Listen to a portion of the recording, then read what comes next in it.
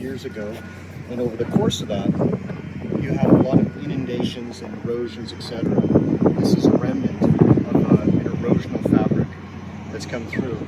It was in the way in the pit, and he discovered that it contains value, so it's in the stockpile. This is also the stockpile I went to create the chain of custody document where I took photos, and I sampled in 4 different spots. You can see the old working where it's through rain, etc. It's just right there. It goes right here, here, and here. We've got photos of it, but that's where I physically sampled.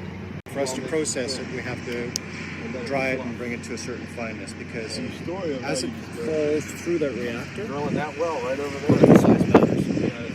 Because it's going through a corona about this big, and it's just falling at the rate of gravity. So when we were drilling That ore is between 6,000 and 7,000 degrees. And it may not seem like a long time to you and I, a second falling through that, but at 6,000 to 7,000 degrees, that's an enormous amount of time. Okay. So, and the surface area is beneficial to us. So that's why we try and put particle sizes through there as it goes through. Once it's done, what's happening when it's doing that is a key component of understanding how does it beneficiate this. What it's actually doing is it's activating the carbonate, it's degassing the CO2, that's one.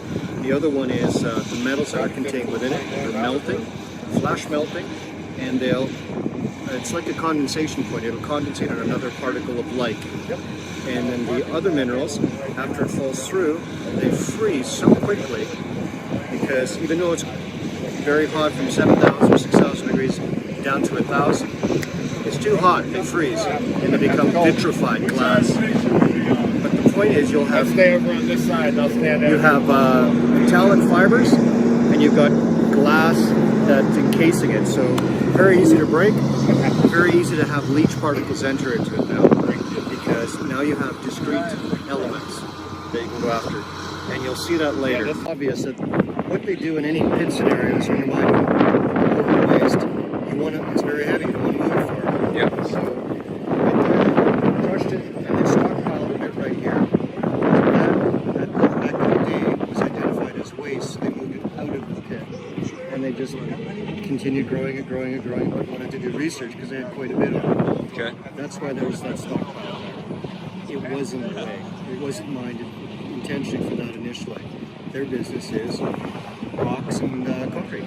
Now, the other thing you'll notice is when you look at it, it's stratigraphic. You can see the beds, the layers in through here. Some of the beds, like if you see that gray seam down there, about chest height? Yes. That gray seam, I've got some of that sediment in my garage, and if you touch that, it is just clay, it's just garbage, it gets everywhere. It's a problem to his business. So things like that, he tries to mine separately and move out.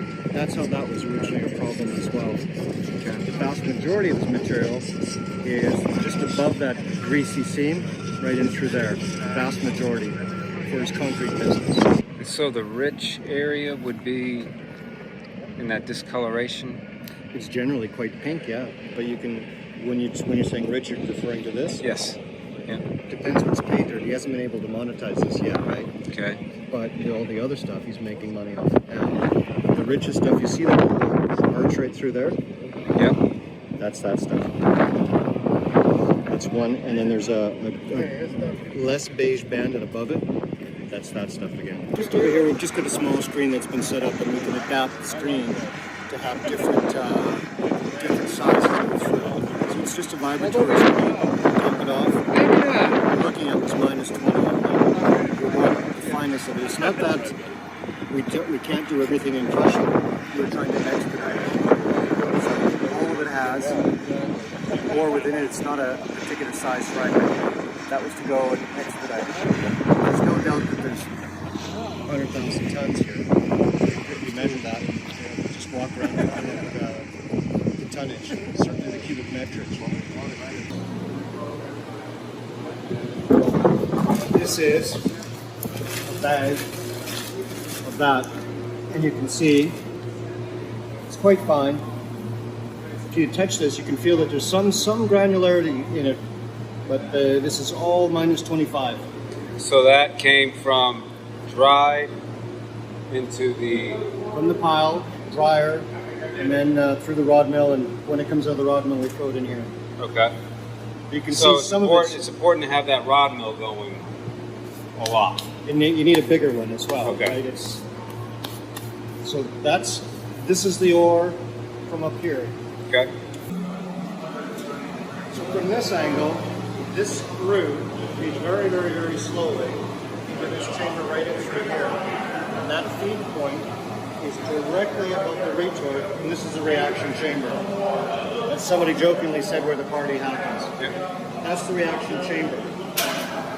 And it is forced to react inside an envelope that is only 8 inches across.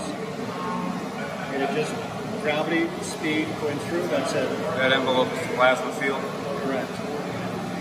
And then once it's reacted, it falls into its bid.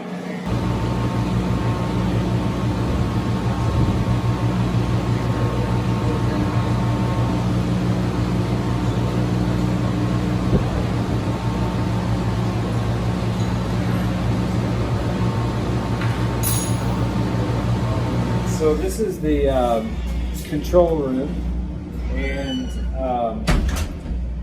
when we go to start this system, the first thing we do is we just do a walk around, make sure everything looks good. Then we have some cooling water that we make sure is circulating properly, and the system is getting cooling water everywhere. We've got 6 flow meters out there just to confirm that Is that water is acting like a everywhere. manifold, cooling water? It just keeps the reaction chamber cool, so it circulates throughout everything. What you have there, Vance, is you've got actually 2 cylinders and about a 3-inch space in between the two, and the water circulates on the outside of them. So you're not seeing the internal I got you. tube. Yeah. But I guess I thought the issue was we want to get this up to around 6,000 degrees. So why are we using cooling water now? I thought that was at the end of the process. Well, so it gets so hot in there it would actually melt the metal. Really? If we didn't keep water on it all the time. Okay. So we are. We're cooling the outer we're- jacket, but we're retaining the heat in the interior. That's right. So there's actually 3 walls. So the outer 2 walls have water between them Okay. to keep the. And the inner ones. We're fighting ourselves, really, Sure. to your point, but we have to, otherwise we'd not be able to have it work. Okay. So then we also have the system operates at a vacuum, so we have a vacuum system that we turn on, and then we have a ram that moves our electrodes up and down, and that's how we control our arc in the plasma zone. So when I came in here, the first thing I did after I turned everything on, pumps, cooling water, everything, is I struck an arc by getting the electrodes very close together. And you can actually see over here the arc on the camera. When we start feeding, that camera will darken up because of soot and stuff. But right now,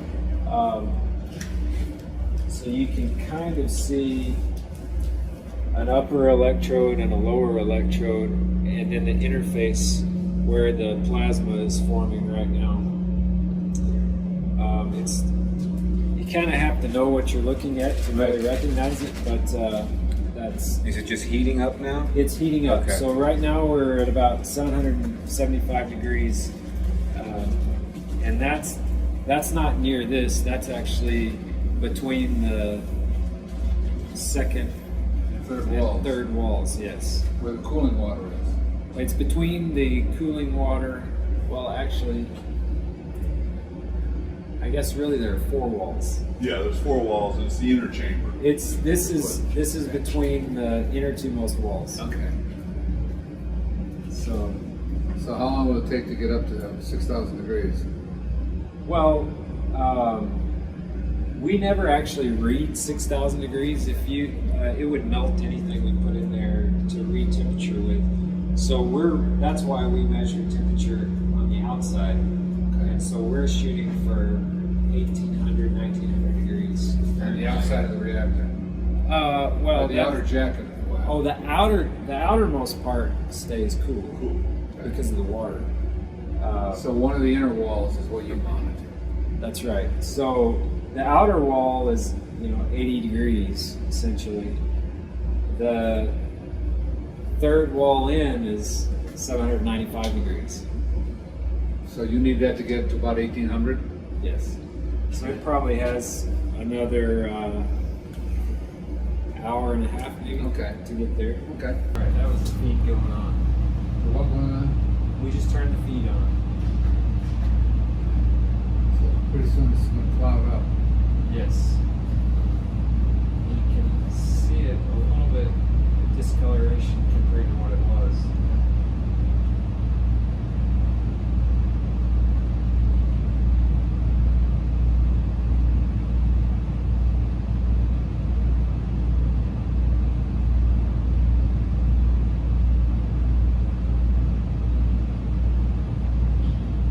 It's like it's going out.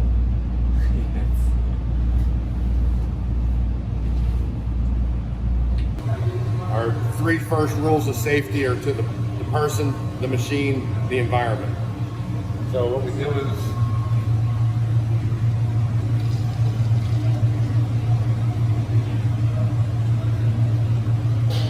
we bleed a little bit into a cup.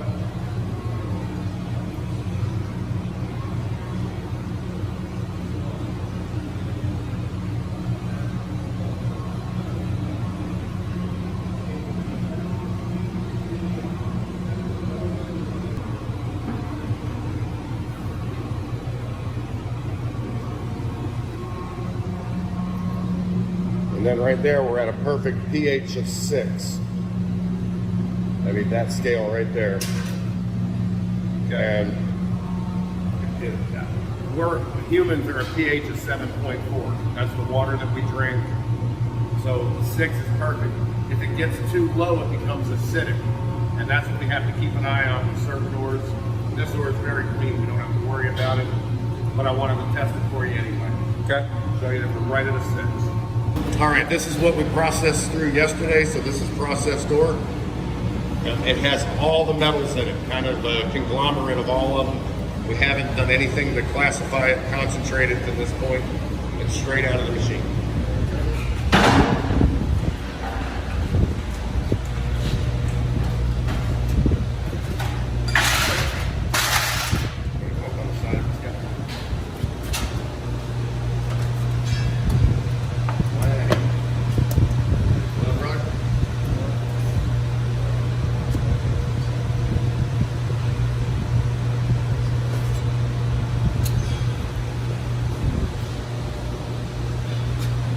You want to see all of it?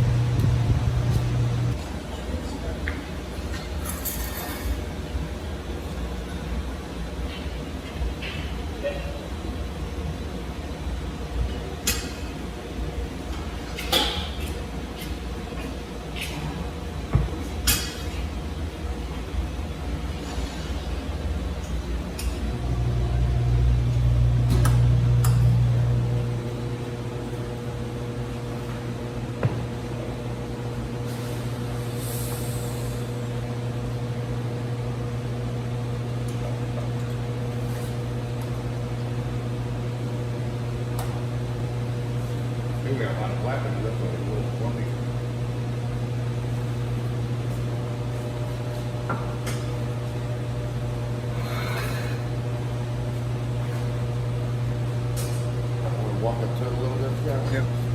I don't know if he's gonna pour the other one in. You don't want it to.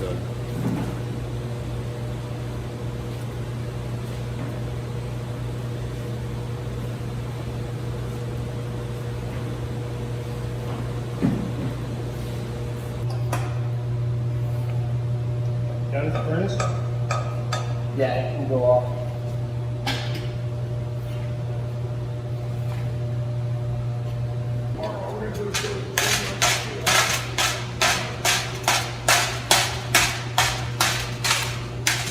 That's slightly not. We'll keep the slack.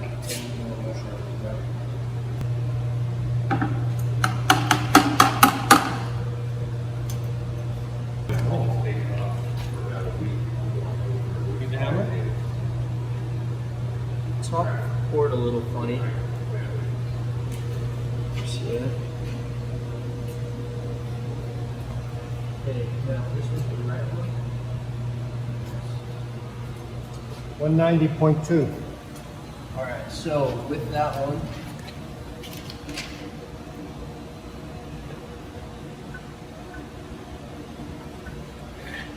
what weighs?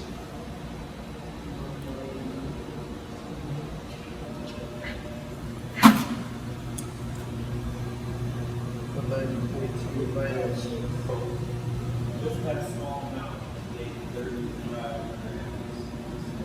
At 150 grams, I can This just came out clean. Wow. What do you got? Nice and clean? Oh, nice.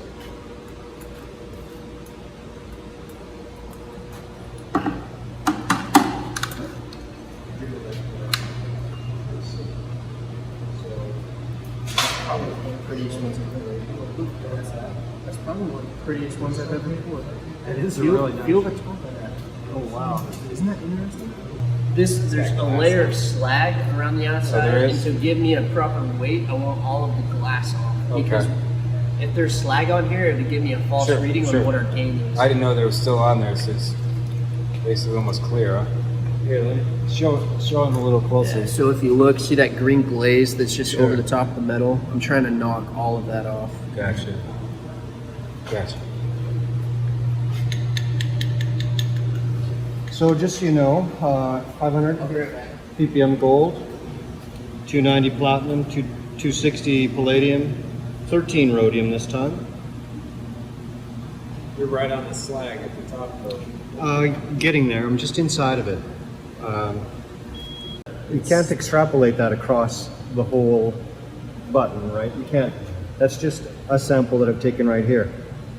I can't extrapolate it across, but that's an anecdotal piece for me. I guess I just wonder the value of the FRX on it. I mean, it tells you there's metals in there. You just can't use it as an accurate. You don't think so? How does an assay work? I don't know. Same. Because this is a superficial sample. What we'd actually do is take a sample like this and pulverize and then make sure it's completely homogeneous, and I'd still take 5 or 6 readings around it. If I'm doing it with an assayer, I'll take a sample size, which is typically 30 grams or 50 grams, and then I'll digest the whole thing. And then I'm sampling, it's still a subset. So you're Okay. counting on it being Gotcha. Similar principle.